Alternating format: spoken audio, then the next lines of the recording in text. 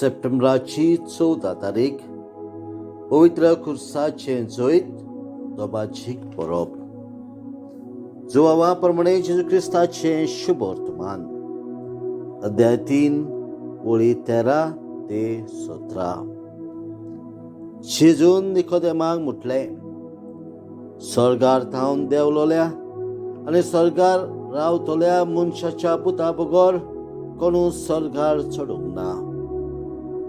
जसो मोजेसान ओरड्यान सोरोप उबारलो तसोच मनशाच्या पुताक उबारूंक जाय.